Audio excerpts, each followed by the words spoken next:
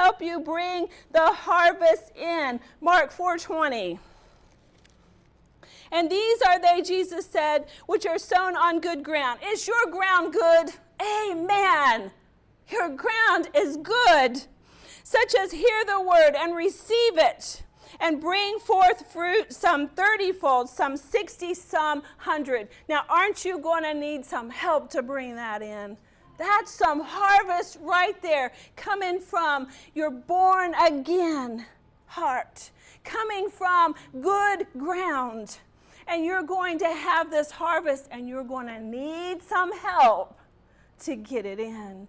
You're going to need strengthened. You're going to need the Holy Spirit to help you. So you place your hand upon one ear. I remember Doc grew some corn one time, and you couldn't grab corn. Now, I'm an Iowa girl, and I should, we left before it was corn. I was corn picking age. So I don't know how it really works, but I know that he had corn growing, and so when we go out to pick the corn, you couldn't just like grab a whole bunch of ears at the same time. You grabbed an ear, you had to get it off, carefully, and you put it down. And so here it is that the Lord is saying and recalling that and saying to us that you place your hand upon one ear.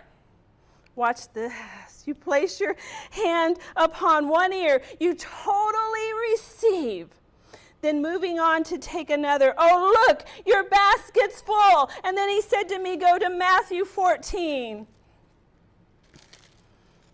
So in Matthew 14:13, it says, when Jesus heard of it, he departed hence by ship into a desert place apart. And when the people had heard thereof, they followed him on foot out of the cities. And Jesus went forth and saw a great multitude, and was moved with compassion toward them. And he healed their sick. And when it was evening, his disciples came to him, saying, this is a desert place, and the time is now past. Send the multitude away, that they may go to the villages and buy themselves some food.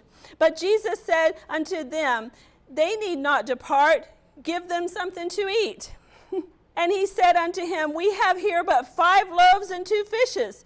And he said, bring them to me. And he commanded the multitude to sit down on the grass, and took the 5 loaves and 2 fishes, and looking up to heaven, he blessed and brake, and gave the loaves to his disciples, and the disciples to the multitude. He gave it to the disciples, and then the disciples gave it to the multitudes, and they did all eat, and they took up fragments of baskets, remained baskets full of them.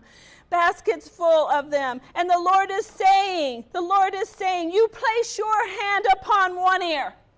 Like they had the 2 fish and the loaves. So you place your hand upon one ear. Then totally receive it. Then moving on to take another. Oh, look, your basket's full.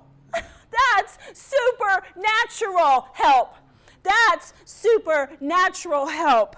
Oh, wow. Wasn't that awesome? Then moving on to take another. Oh, look, your basket's full. You are not alone in this.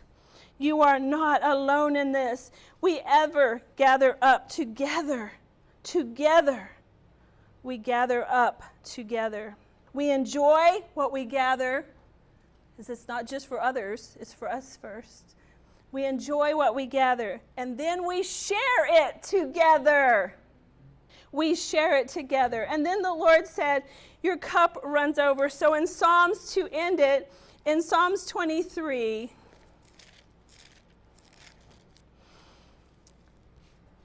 it says, thou preparest a table before me in the presence of mine enemies. You anoint my head with oil, and my cup runs over. Why does our cup run over? To share. If your cup wasn't running over, it would just be for you.